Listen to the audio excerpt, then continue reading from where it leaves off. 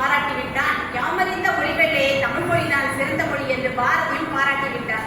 தமிழுக்கு அமுது என்று பேர் அந்த தமிழர்கள் உயிருக்கு நேர் என்று பாரதிதாசனும் பாராட்டிவிட்டார். உன்னை எப்படி அழைப்பேனோ, என்னவென்று அழைப்பேனோ, உண்மையை சொல்லட்டுமா, உள்ளதை சொல்லட்டுமா, என் அன்னை தமிழே, என் நாவில் கலந்தவளே, என்னை வளர்ப்பவளே, என்னை வளர்ப்பவளே, உன் புகழ் பாட பிறப்பெடுத்தேன், சொல்லில் விளையாட சொல்லை தேர்ந்தெடுத்தேன், என் உள்ள தமிழே, என் அன்னை தமிழே, என் உயிரினும் மேலான தமிழே என்று தமிழுக்கு முதல் வணக்கத்தை கூறி இங்கே இருக்கின்ற ஆண்டோர்கள் சான்றோர்கள் அனைவருக்கும் என்னுடைய வணக்கத்தையும் வாழ்த்துக்களையும் தெரிவித்துக் கொள்கிறேன்.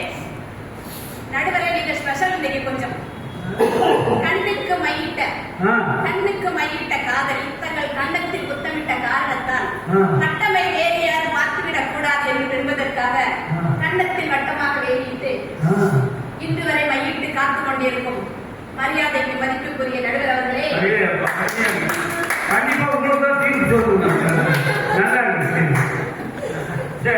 இது உங்களை பார்த்த உடனே தோணுன கவிதை இல்லையா? நிறைய பேர் ரொம்ப பிபி சுகர்லாம் வர மாதிரி ரொம்ப பேசிட்டாங்க. நம்ம கொஞ்சம் ஆறுதலா நிதானமா பேசுறோம். இலக்கணம்னா என்ன? முதல்ல மொழியை புரிய வைக்கணும். முதல்ல மொழியை புரிய வைக்காம எப்படி ரசிக்க வைக்க முடியும்? நாங்களும் புரிய வைக்கிறதால போராடிட்டு இருக்கோம். வகுப்பறையில இன்னைக்கு எவ்வளவு பிரச்சனைகள் நடந்துட்டு இருக்கு. இப்போ பாருங்க, ஒரு தமிழாசிரியர் இலக்கணத்தை நடத்துறார்.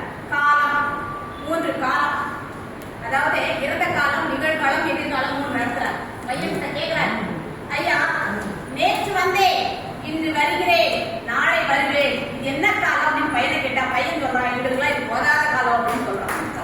அந்த கை கட்டிய 4 பேருக்கு நன்றி. பேரை வச்சு நீங்க வாங்க, பேசுற நமக்கும் மனம் தர மாட்டாங்க, நாமளும் கொடுக்க வேண்டாம். ஆனா பாராட்டுகளும் வாழ்த்துகளும் தருவாங்க. நம்பி கூட்டிக் வந்தனே, பாராட்டுகளுக்கு நன்றி. அடுத்ததாங்க கம்பராமாயணத்தை பற்றிலாம் பேசினாங்க. கம்பர் எழுதிய கம்பராமாயணம் இன்றும் நினைத்து நிற்பதற்கு காரணம் கம்பரும் ஒரு சிறந்த இலக்கண நூல் ஆசிரியர் என்பதை மறந்துவிடக் கூடாது. இலக்கணம் தெரியாதவன் கவிதை எழுதலாம், இலக்கணம் தெரியாதவன் கவிதை எழுதலாம், ஆனால் காலம் தாண்டி நிற்கும் காவியம் படைக்க முடியாது.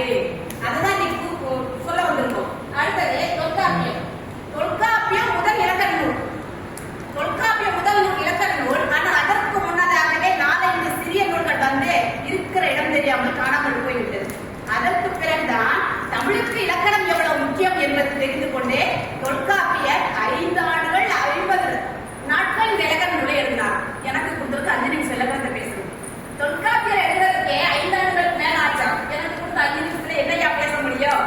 அடுத்தது பாருங்க, இப்போ குறில் நெடில் வாழ்க்கை ரொம்ப ரொம்ப முக்கியம். இன்னைக்கு இலக்கணத்துல பாத்தீங்கன்னா ஒரே ஒரு கால் போச்சா வாழ்க்கையை போயிருக்கு இல்லையா? இப்போ கால் வலிக்கிறது அப்படின்னு சொல்ற இடத்துல கல் வலிக்கிறதுன்னு சொன்னா மருத்துவ மேல கொத்தனார் தாக்கணும் பாரு. அந்த மாதிரி தமிழை வந்து நம்ம சரியா எழுதணுமா இல்லையா? அடுத்தது மிகிலு கப்பு முக்கியமோ இல்லையோ, கமா முக்கியம்.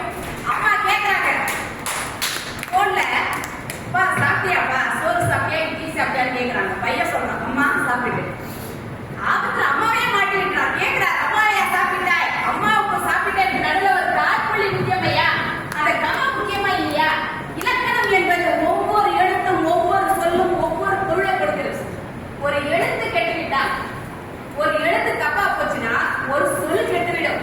ஒரு சொல் கெட்டுவிட்டால் அங்கே கருத்து மாறுபட்டு விடும். அந்த கருத்து மாறுபட்டால் எத்தனை போராட்டங்கள் நடக்கிறது. ஒரு கருத்து மாறுபாட்டால் இன்னைக்கு நம்ம அரசியல் நிறைய பாக்குறோமே, அந்த மாதிரி பிரச்சனை எல்லாம் இருக்குது. அதெல்லாம் பேசாம இலக்கியத்தை தூக்கிட்டு வந்திருக்கீங்க பேசுறதுக்கு 3 பேர். எனக்கு பிறகு ஒருத்தர் பேச போறாரு. எனக்கே கல்யாணத்துல கடைசியா மாதிரி இருக்குயா கொஞ்சம் அள்ளி வைக்கிற அப்புறமா தான் எனக்கே இருக்குது. எனக்கு பிறகு ஒருத்தர் பேசுறதுக்கு வந்திருக்கிறாரு. இப்ப என்னன்னா கொஞ்சம் ஜாலியாக்கலாம் அப்படின்ற மாதிரி, ஏன்னா வெளியிட்டு வந்தது ஒண்ணு, பேசுறது ஒண்ணா இருக்கு. கண்மணி, அன்போடு, காதலன், நான் எழுதும் கடிதம், இல்ல படம், இல்ல கடிதாசு. கண்மணி, அன்போடு, காதலன், நான் எழுதும் கடிதமே. முதல்ல சொல்றது இலக்கணம் தான், 2வது பேசுனதும் இலக்கணம் தான். கடைசியில மானே தேனே பொன்மானே கொஞ்சம் சேர்ப்பீங்களா, அதுதாங்க இலக்கியம். இப்ப நான் சொல்லக்கூடிய கருத்து புரிஞ்சா போதாதா? எதுக்கு அங்க மானே தேனே பொன்மானே எதுக்கு அங்க தேவைப்படுது? அடுத்தது பாத்தீங்கன்னா 3 ஒவ்வொரு வகுப்பில் நடக்கக்கூடிய விஷயங்களை பாத்தீங்க அப்படின்னு சொன்னா நிறைய பிரச்சனைகள் இருக்கு. எப்படி சமாளிக்கணும் அப்படின்றதே தெரிய மாட்டேங்குது. பொதுவா வகுப்பறையில் ஆசிரியர் சொல்லக்கூடிய தமிழ் ஆசிரியர் தான் இலக்கணம் சொல்ல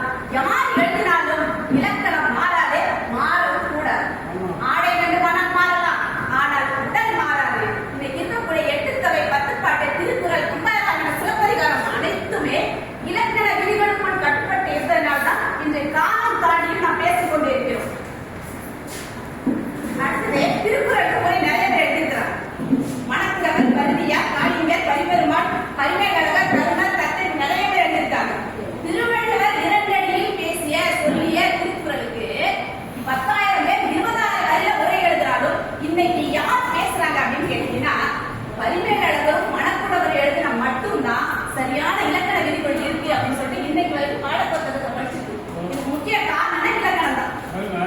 ஐயா ஏற்கனவே ஒரு வேலை காமிச்சிட்டாங்க, முடிச்சிடுறேன்.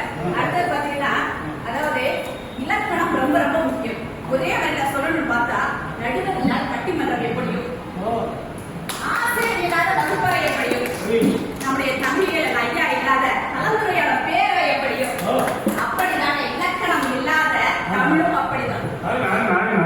கண் இல்லாமல் இந்த உலகை பார்க்க முடியாது, அதுபோல இலக்கணம் இல்லாமல் மொழியை பேச முடியாது, எழுத முடியாது, படிக்க முடியாது. முதல் இன்னொன்று, இந்த வெளியாடுறோம் ஒன்னே இவரை மாதிரி என்னை மாதிரி வெளியாடுறோம் பொய் சொல்ல மாட்டாங்க, உண்மையதான் பேசுவாங்க.